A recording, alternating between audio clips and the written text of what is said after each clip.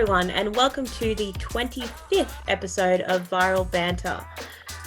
As we all know, it has been a mammoth week in politics, and I have four members of the Generation Liberty team here to break it down and discuss everything that's happening. Let's start off with a familiar face. From Monash University, please welcome Luca.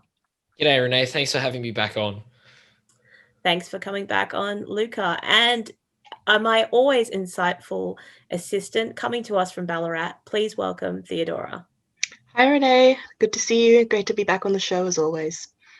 Good to see you as well. And coming to us from the Sunshine State up north, he is our campus coordinator at the University of Queensland University of Technology. Please welcome. Close. I make the same mistake myself. Hi, Renee. Thanks. And coming to us from the north of New South Wales at the University of Newcastle, please welcome Callum back to the show. Glad to be here as always. Thank you very much. Thank you for coming on the show again, Callum. And as you all might be thinking, we are actually going to take a break from Australian politics this week and talk about the biggest item in the news, the biggest political event in the last few years, and that is the American election. A lot has happened over the last few days, but I thought I would also talk about what has not happened. And that is that what a lot of pollsters were predicting was a blue wave, which doesn't seem to have happened. This is a very, very, very close election. We do not know the result yet. Luca, why do you think that the pollsters keep getting this wrong? Gee, that's a pretty big, multifaceted question. But look, to put it, I think it almost comes down to two reasons, really. The first thing is you can't really get an accurate representation of a country that's so humongous at this point. It's so huge. And I think pollsters just don't have their finger on the pulse of what's going on in America. Because if you look at the way people have voted, it's mostly like cities that have voted blue, and then you get more like middle America, kind of rural areas that are going red. And I think pollsters are just keeping their finger on the city pulse almost, and not really realizing that, hey, there's also the rest of the country to listen to as well, and the rest of the country to get your finger on the pulse there as well. And I think the other thing is it's almost like it kind of comes across to me as a bit of wishful thinking, to be honest. Like all these outlets were going around saying, oh yeah, Biden definitely going to be a landslide victory, blah, blah, blah. It's just like you're trying to almost elicit an outcome by constantly repeating the same mantra of, oh, it's going to be a landslide against Trump. Like that's what they did with Hillary, and it didn't work. And I think it was almost the same kind of tactic with Biden. So I guess that's a kind of simplistic summary of maybe why that's happened, but there's probably other aspects to it as well. Yeah, I think I really agree there. But Dekker, some of the things that have been interesting so far is Trump winning the state of Florida, not by a small margin, but quite a large margin. But controversially, the Biden campaign and a lot of the media has already pretty much declared Arizona a much needed place for electoral college votes. However, there seems to be some room there where Trump could pull ahead. And also right now, probably the most controversial state seems to be Pennsylvania, where the Trump team is officially issuing a lawsuit for voting frauds. And he's putting forth similar lawsuits in places like Michigan and Georgia and Wisconsin. What are your thoughts on the elections so far? And do you think Trump has a basis for these accusations and lawsuits, or do you think he's just being a bad loser? A bit of both. One of the interesting aspects about the US is that the states, despite it being a federal election for the president, get to obviously determine the policies involved in counting in the votes, and obviously they have quite a different array of methodology in doing that. I'm all one for states' rights, but I think it kind of goes to show that when it's a federal election, at least, that there should be some sort of standard methodology in counting and collecting and casting ballots. So that's obviously thrown a number of kind of anomalies into the equation. I think Trump would have always been a bad loser, even if it were, fair and square Biden, 55% win. But, when we start to see people who have been dead for decades casting ballots, I think I made the joke earlier to one of you, perhaps Biden is just very in touch with his base, as he's, on God's waiting list himself. But when it comes to that sort of just overarching, just blatant fraud, I think there's going to be, certainly some legal conundrums to solve. Will we ever really know the true outcome of the election? I think we'll get an outcome, but will we always question it? For sure. Just like we'll always question, the 2000 election. Ultimately, I think that this is, despite it being a very divisive election, and it's really kind of split a country in two, I think that it's kind of a good result for people of sort of my philosophy, where, we're never going to get the president that we want. We're never going to get a libertarian president. But I think by virtue of the fact that there's been such a split vote, I don't think, unless Kamala overtakes the throne soon, I don't really see Biden implementing a lot of these socialist policies. The Republicans still have a decent grip over the Senate. And, the other thing to consider is that they've, staffed the court. They've appointed a lot of people to the federal and Supreme Courts that will be true originalist constitutionalist interpreters. And that's really the only reason I wanted Trump to win. I think on policy, I think Biden probably wouldn't fulfill many of them. I think he would have just gone to his sort of milquetoast neoliberal sort of ways. And I think that ultimately it wouldn't have been too bad. But I think that, one of the things that I'm concerned about is court packing if he does come through. Yeah, I'm particularly concerned about court packing too, but with the Senate looking the way it is, it looks like that is not going to be something that can happen within the immediate future. But Theodora, sticking with Pennsylvania, it was kind of a bizarre race to watch, because at the beginning, Trump looked like he had a massive lead. He was over 56% of the vote at one point. And then the lead kind of swung back in Biden's way. And the Trump campaign has cried foul at this, and, as I said, lodged a lawsuit particularly about an issue of observers being barred from scrutinizing mail-in ballots. So he's pretty much implying that the mail-in ballot process has been fraudulent. What do you think of this? And what has been your thoughts on the election so far? Yeah, well, Renee, I think Trump is absolutely right to be questioning this sudden surge in Biden votes. He really seemed to be winning several of the key battleground states on the day of the election, when suddenly they either decided to stop counting and take a break overnight, or they managed to find a couple 100,000 ballots somewhere, which all happened to be for Joe Biden, every last one. So some very spurious things have been happening across the country. For example, I know that Project Veritas, they've been filming undercover in some of these facilities, and they've had over 1,000 tips from the public about potential voter fraud across the country, which is quite unbelievable. So just to name a few instances, I think there was a woman in Indiana who had pre-checked boxes on over 400 ballots, which is a bit shifty. You're only meant to get one. In Pennsylvania, which, as you mentioned, has already had all these accusations of being rife with voter fraud, because they refused to allow those legal observers. They also lost an unknown number of postal ballots. They lost them in the mail, and apparently the Postal Service refused to do a search of their facilities to find the lost ones. I think in other states, like in Arizona, people were handing out Sharpies to people because they know that Sharpies instead of pencil would invalidate the vote because it won't be processed. And I think, where was it? In California, something like 4,000 mail-in ballots were sent out to people who either don't live in California or they're dead, as Dekker has already said. And in other states, someone born in 1850, I think it was in Michigan, managed to get out and cast his vote, as did someone born in 1900. So, either there's something particularly revitalizing in the air in these states, or basically a lot of fraud is happening in Pennsylvania and elsewhere.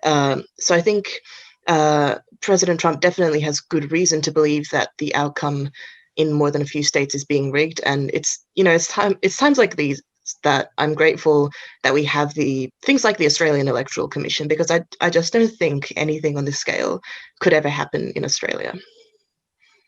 Yeah, I actually have to agree there. I'm generally not on the side of bureaucracy, especially a big bureaucratic body like that, but it does make me glad that we have that right now. And Callum, so Joe Biden is right now the likely favorite for the presidency, but we still don't know the result yet. What are your thoughts on the chances of Trump coming from behind now and beating Biden to those 270 electoral votes? And also, what are your favorite highlights of the election so far? Well, for Trump coming up from behind, I do think it's wishful thinking at this point. I think in regards to election fraud, I do think that in the end, Pennsylvania is going to be irrelevant. All that Joe Biden needs is Nevada, and he's got 270. So I think the sideshow of Pennsylvania isn't where he needs to be focusing his efforts. I think where he needs to be looking at ballots for voter fraud and things like that is in Michigan and Wisconsin. So I do think it's wishful thinking for him to come from behind now. I've seen a lot of stuff online about the race tightening in Nevada, but I don't see it happening. I think they need to go and look at the ballots in Michigan and Wisconsin if Trump has any hope of winning, which I've already seen plenty of stuff online. People were double voting. People who were born in 1850 were voting. People in 1850 apparently had the name Jason, so it was all a bit of a surprise to me. And in regards to the highlights of the election, I think the definite low light was that first debate. That's an hour and a half of our lives we'll never get back, but the reaction to some of that stuff was pretty hilarious. But ultimately, I think my favourite part would have been right at the very end when we saw the final push and Trump. Oh, actually, no, Donald's dancing. Donald's dancing, number one highlight of the entire campaign. YMCA, right out of the left field. I mean, Donald Trump, the world's greatest shit poster, and so Donald's dancing, and I think the very patriotic final push from both candidates was definitely a highlight. We saw Donald back on his feet. America's strong again, safe again, proud again, great again. I just thought that very final push when they were both making the final rounds was very patriotic, and I quite enjoyed seeing it. Yeah, I think so too. That was very spectacular politics to watch, and America just seems to have a knack for that kind of staged but beautiful patriotic politics that no other country really seems to achieve. But Luca, should Joe Biden become president, he will be the oldest president in American history. Multiple media outlets have cast doubt about Biden's capability to be the commander-in-chief at this age. And should Biden's win come to fruition, do you think he will carry through to a second term or even complete his first term? Or do you think that the 25th Amendment will be evoked, paving the way for a Harris administration? Yeah, this is an interesting one. I'm not exactly in a great position to make a call on his health because, I just don't know anything really about it. But as Chris said before, he's probably not going to implement a lot of the more fringe policies that his party have been putting forward. So I guess that brings about two possibilities. The first is either they manage to get him to do it somehow, or there's some kind of toppling, which may come through the 25th Amendment. I think no matter what happens, it's going to be less about the actual health of Biden himself and more about just how we're going to expedite the process of implementing policies that we want to implement. So if there is a Harris, if they do topple Biden and it becomes the Harris government, it's definitely going to be, Biden's health is really not on their minds, I don't think. It's more just about how we're going to put in the policies that we want to put in. And, I mean, during Trump's presidency, Pelosi barely kept a lid on people like AOC and stuff like that, right? So now that they've actually got the presidency, I think there's going to be a lot more rabid activity, at least towards the fringes. So we'll see how it goes. But at this point, we really don't know what this government's capable of, to be honest. I'm really not entirely sure. Yeah, there is a lot of uncertainty going into the future right now.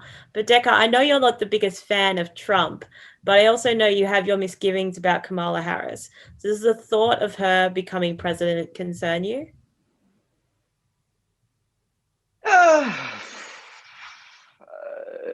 Yeah, but I mean, it's the US. At the end of the day, when we're not the 51st state, I think that yeah, she's as unfortunate a politician as most of the people running. Obviously, she's responsible. Well, Biden's obviously responsible for the '94 Crime Act, and despite making it out as though it was some big regret of his, he made subsequent additions to federal criminal law along those lines for the next decade. So he was the one who implemented all that sort of stuff. Kamal's the kind of person who was, despite being touted as one of the most progressive people on the bench of as a Democratic representative, she was the people locking up people of color for decades and decades for minor drug charges that over here we would we'd either we'd put them in for a couple of years with a suspended sentence. So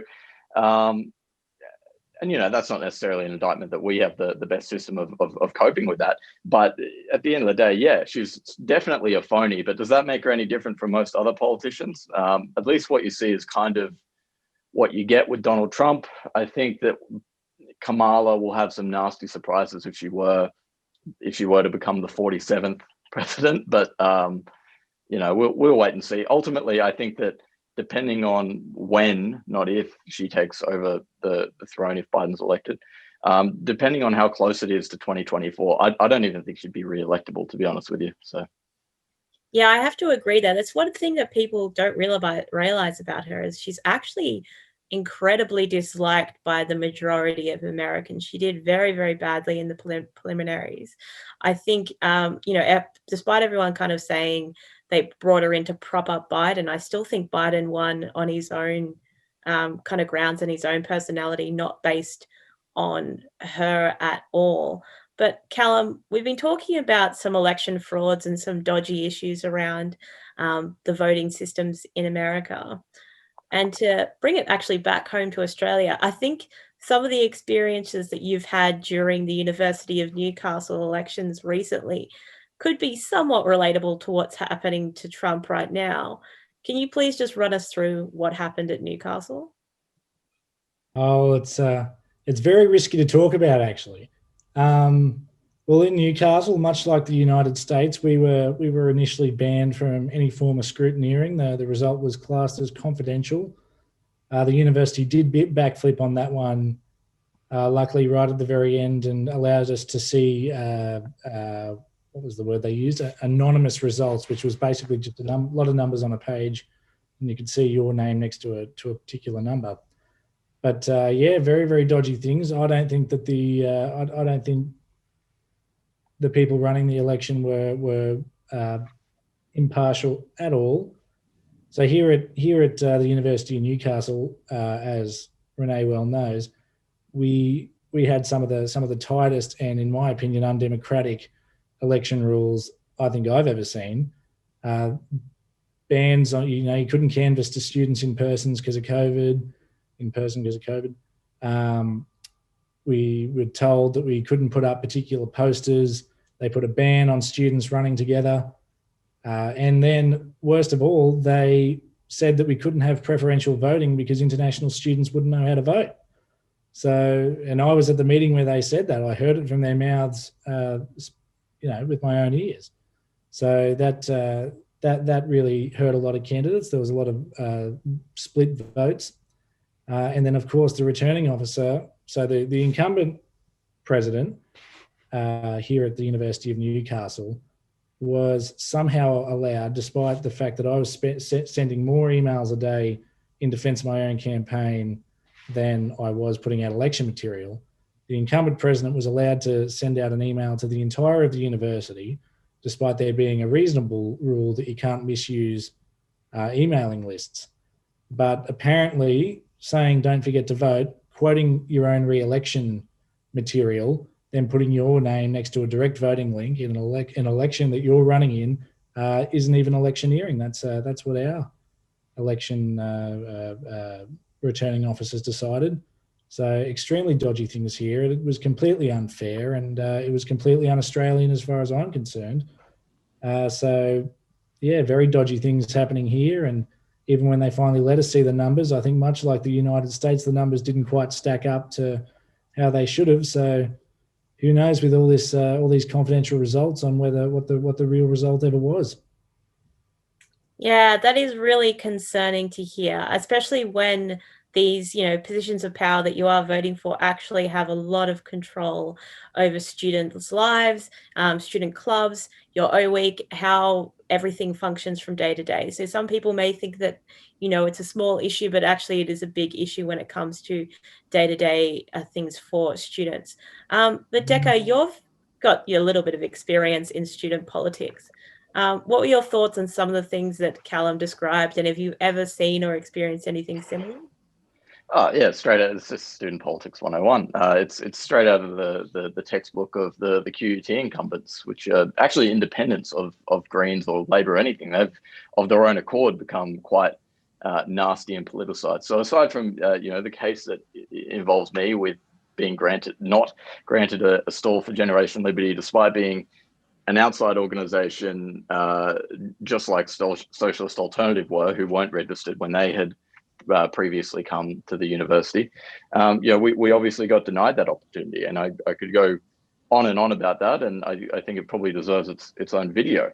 But in terms of that was the other thing. The update on that is that we're currently waiting a date at the QCAT, the Queensland Civil and Administrative Tribunal. So we should hopefully kind of get an answer on that soon, depending on how soon they can give us a hearing date. But the other thing is as well is that the banning of physical campaigning under the guise of COVID is total crap, because a lot of the incumbents control a lot of the social groups, like your stalker spaces and whatnot, your Facebook groups related to the university. So they control all the posting on that. And then, where we would traditionally shine in physical campaigning, they totally ban it. And because you can't advertise, you can't do any, social media spend. As the incumbents, they just have a massive advantage, and they just shoot it in. And this year it was so, disaster. Last year was quite disastrous because they for whatever reason got rid of physical campaigning even before COVID. This year they were going to get rid of it again, and put all these rules in place about it, that it just wasn't really worth contesting this year. And that's the thing. All the incumbents just got re-elected, and the battle was between Socialist Alternative and these other, total lefty commie students. So the students didn't really get a choice, because the incumbents just totally ruined the process and discouraged other people from challenging it. Yeah, that is really worrying to see happening, not just in Newcastle, but across universities in Australia. But I'll bring it back to the US election. Luca, all cries of voting fraud aside, if Trump was to lose this election, what reasons do you think are the key reasons why he did lose and didn't pull through to a second term? Well, I saw a really interesting interview with this professor. I can't remember where it was. And he had these like criteria. I think it was like 13 criteria or something, where basically, and he had correctly predicted all presidencies for the last couple of decades or something. And one of the things that he kind of emphasized was COVID. And I think COVID has played a really, really huge role in the outcome of this election, whatever the outcome is. Because when COVID struck, a lot of people, at least here, were saying that, this is the fact that America has such a high death toll and a high infection rate is because of Trump, and because he hasn't successfully quarantined and stuff like that. And I think it fell squarely on the boss man himself. This fell squarely on the commander-in-chief, at least in the eyes of the people. So I think if there's one big reason, I'd probably go with just COVID being a massive blow to just politics in general, and just overturning any of the possible good that Trump has done through his presidency, at least, in the eyes of a lot of people. Yeah, I think you've got a real point there. Theodora, what are your thoughts on why Trump would have lost if he has lost? Yeah, well, I mean, voter fraud aside, I think Luca makes a really interesting point there, although I did see some data yesterday which suggested that the areas which have been hardest hit by COVID in some states have actually voted overwhelmingly for Trump. So I think probably would depend on which state you're in. Maybe those areas of those states are particularly red areas anyway. But, if we look at the statistics, we can see that Trump outperformed his 2016 results with more or less every demographic apart from white men. So according to the Edison exit poll, support for the president increased among African-American men and women, Latino men and women, white women, and quote-unquote other races and genders. But he did go down by about, I think, 5% among white men. So I'm not sure if this is like a major contributor, but potentially the Democratic Party's peddling of identity politics has actually taken root among that demographic. Maybe like the idea of white guilt, we need to dismantle the patriarchy, and Donald Trump is the stereotypical evil, racist, sexist old white man. Maybe that's had an effect. But I guess otherwise, it could also come down to how many people voted to appease rather than voting with their ideology, because, at the moment, America has seen so many months of prolonged rioting and violence and looting in certain areas that maybe people would be willing to vote in Biden because that would quiet the mob. They would just get what they want. So yeah, it's an interesting one, but I guess we'll just have to wait and see what happens when we finally know the outcome. Yeah, it's interesting with those, shifting groups and what's happening across the demographics with the voting for Trump. In my opinion, there could be something along the lines of just a shifting kind of base for both parties. And that's why you're seeing it so close. It's kind of shifting back and across the board, and there's no real stable base. So it's also very hard to predict what's going to happen. The Republican Party, whether it likes it or not, Trump has, fundamentally changed what they are. So that also changes your base. So it's going to be very interesting looking into the future. But I'm sticking with you, Theodora. According to Fox News predictions, Biden needs only 6 more electoral wins to get to the White House. Consequently, all eyes are on Nevada right now, where he has a very, very small lead of 1%. And Nevada has exactly 6 electoral votes. So naturally, the Trump campaign is particularly concerned about this area. And they are now also filing a lawsuit in Nevada amidst accusations of possible illegal voting. The stakes are really high now. What are your thoughts on this move by the Trump campaign, Theodora? And do you think that Trump has any compelling evidence that you've seen so far?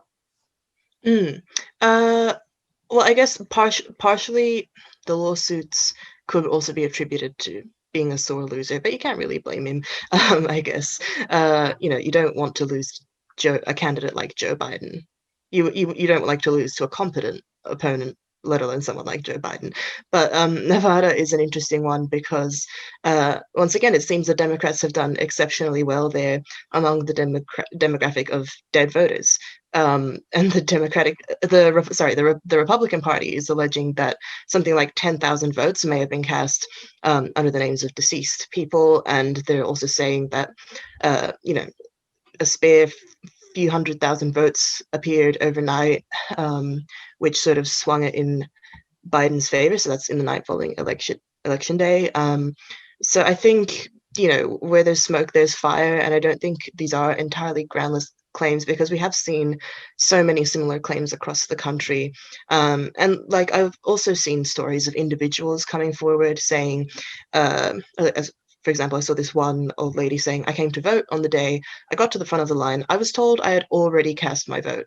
So apparently, as well as these votes appearing out of nowhere, basically, there are individuals having their right to cast their vote basically suppressed. So, like, obviously, I am on Trump's side in the election, but I think more important than which candidate ultimately wins the presidency, is whether or not the American voting system is indeed under threat to the extent that the Republicans are claiming. It's a very concerning thing, and we should all be worried about that regardless of the final outcome. Yeah, I got to agree. The people get, the person that they deserve. Are always for that. That that's the democratic process. But if that democratic process has been undermined, then that is a real issue moving forward.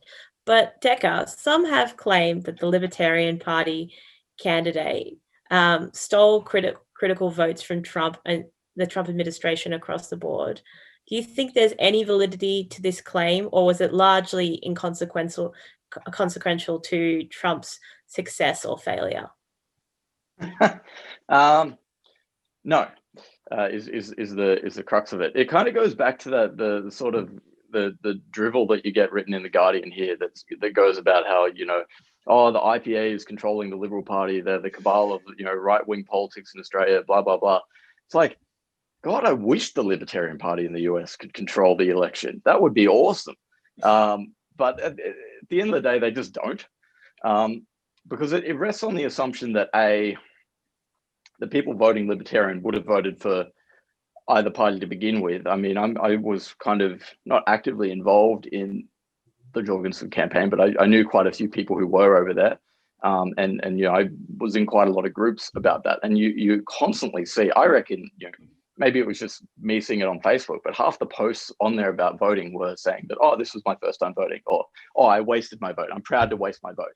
So I don't think it was really too many actively involved people that were going, Trump, Biden, Jorgensen's pretty good, I'll go Jorgensen. I think it was people who were disaffected and thought that Jorgensen was great, but not because they were ever tossing up Donald Trump or Biden. And even so, even in the 2016 election and elections prior, the Libertarian Party in the US has been very traditionally American libertarianism. It's not like the Liberal Democratic Party here, the LDP, where it's kind of like an offshoot of, well, not an offshoot of the Liberal Party, but it mainly attracts people in the center right. So it's more just the more extreme side of fiscal conservative, the more extreme side of social liberalism. So, over there, it's very much down the line philosophy for their party. And you would find that, I reckon, only 60% of their active base would prefer Trump over Biden. Yeah, I think you may be right there. But Callum, the question around voter fraud is difficult with Trump, and especially the problem within Americans' federalist system is the states do have the right to set their own voting laws, which means that not even the Supreme Court does have the power to deal with some of these matters if they do arise. So kind of relating to that, going back to what we kind of mentioned earlier in the show, does this make you really thankful for a mass bureaucratic body like the Australian Electoral Commission? But also beyond that, is there anything else in the Australian kind of electoral system that you are grateful now and you think work better than the American system? Well, definitely, I do love my preferences. I love that you can, that your vote isn't just wasted after one candidate. The only thing I really don't like about the Australian system is when one party's ahead on primaries and then loses out at the TPP. But again, that's just how preferences work. So it's a bit of a double-edged sword for me. But I'm very grateful for our ability to use preferences, and I do think that in Australia, at least the Electoral Commission gives us national consistency at federal elections. I do think that in the US they probably need one, although states are very protective of their rights over there. But I think our Electoral Commission makes sure that every vote is counted exactly the same way all over the country. I don't think we've had any major incidences of electoral fraud within the AEC. It's a pretty tight ship from what I've seen. So absolutely, I'm grateful to have the AUC. The United States wouldn't be in the current situation it's in if every state counted votes the same way.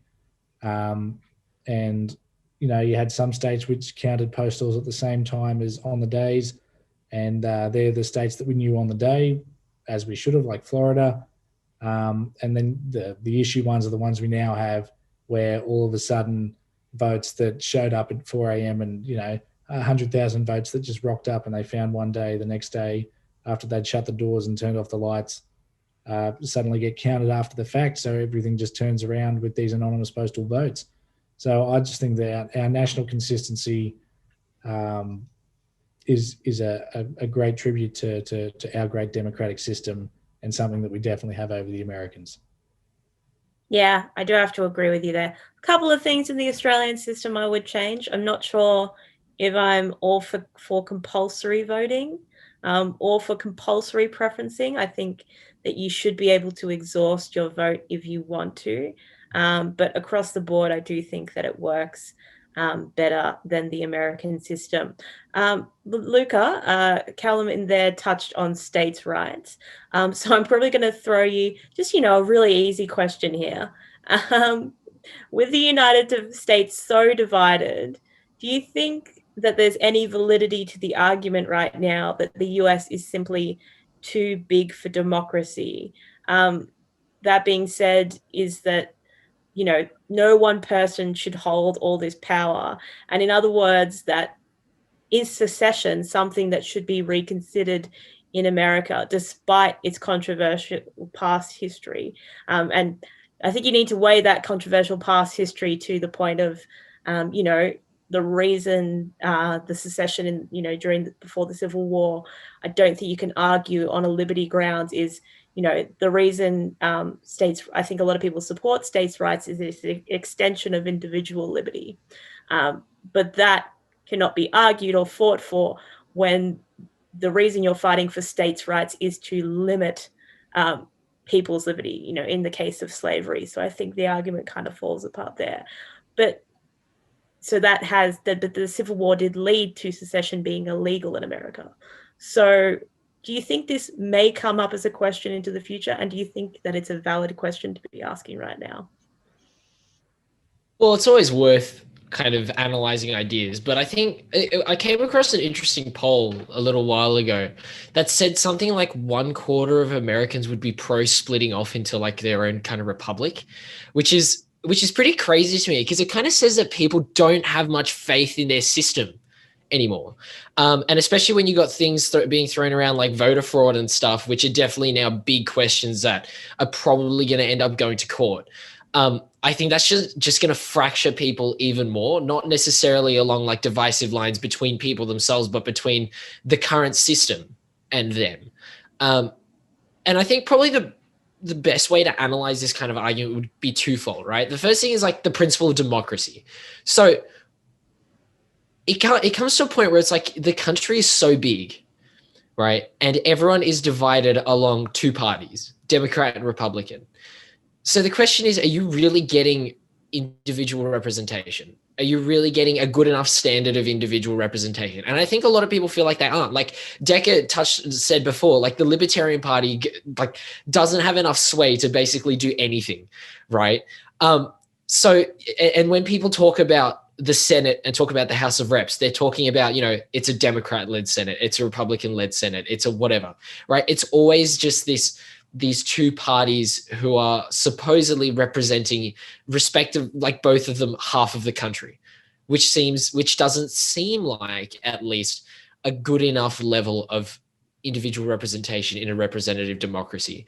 So I think that's where people are losing a lot of faith in the current federal system in America. But then there's also like the economic efficacy of it. It's like you're one big country that spans an entire continent, right? You can go from east side to west side freely, and that's just going to make trade, that's going to make the economy a lot easier to, grow and expand and that kind of thing. So I think there's multiple ways of coming at it, but personally, I'm not entirely sure what the separation of powers is like in America, where about how much power the states have versus how much power the feds have. But if that's kind of the general climate where people really don't have trust in the federal system, maybe it will come up. Maybe it will be a legitimate concern for people in the future if it isn't already now. Yeah, I think you got a lot of things right there, Luca. Now, Theodora, as you see across the world, generally a lot of the West and free countries do support independence movements that have occurred globally. What are your thoughts on secession within the US and whether that could play a part in its future, and whether you think that may be a solution to a lot of the division we're seeing in the country and even discussions of civil war? Well, look, in my mind, the solution to all the problems is monarchy. You all know that I'm a Tsarist at heart. Okay. Voter fraud?